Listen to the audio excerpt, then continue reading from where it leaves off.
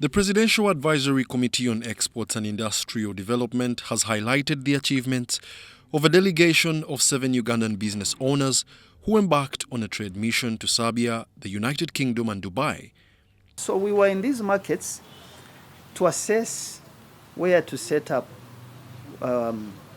trade hubs so that our 13 sectors have where they can display products, where they can find local markets can find information about our products. And that was key for us in the market of Serbia, where we are commissioning next month.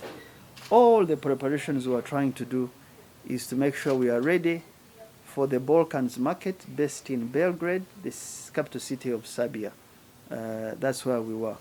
We were also trying to see if we could attract charters for tourism arrivals so that our targets on tourism can be driven by numbers that arrive from these markets where we have trade representatives.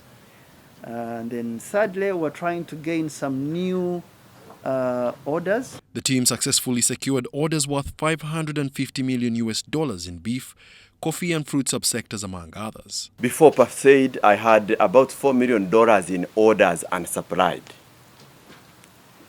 After PACEID platform, I have over $10 million of export orders to execute. And when you look at this, it is just this quarter. And the momentum that has been built by PACEID is going to throw me to over $30 million of export orders. Now the challenge is falling on us as Uganda. They now face the challenge of aligning a sustainable supply to fulfill these orders.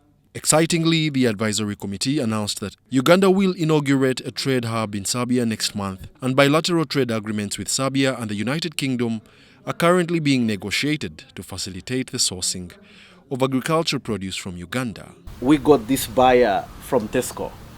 I know at one point we were in Tesco, one of the retail chains, but we couldn't sustain. I think we took some packs there and couldn't sustain. The moment you get a shelf in Tesco and Kulga, wherever it is, you must sustain it. The moment you don't sustain it, you lose credibility. And as a country, we're saying, as people from Coffee as PACEID, we must find a way of making sure that as a country, we cannot lose this credibility, especially when we start.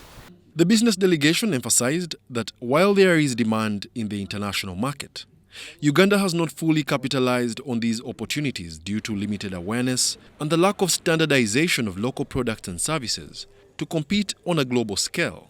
It is crucial to address these challenges to enable Ugandan exporters and businesses to thrive. I was shocked about how many opportunities are out there, and we're here fighting each other.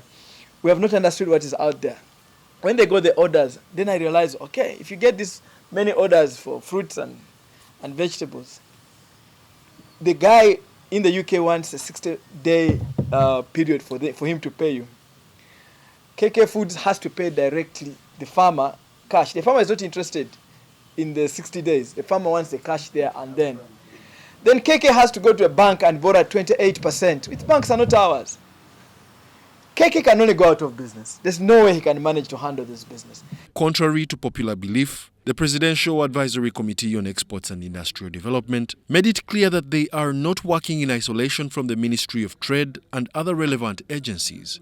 They are collaborating with both the public and private sectors at all levels of the value chain, ensuring that producers are adequately prepared to sustain these new markets. Wadulo Mark Arnold, UBC News, in Kampala.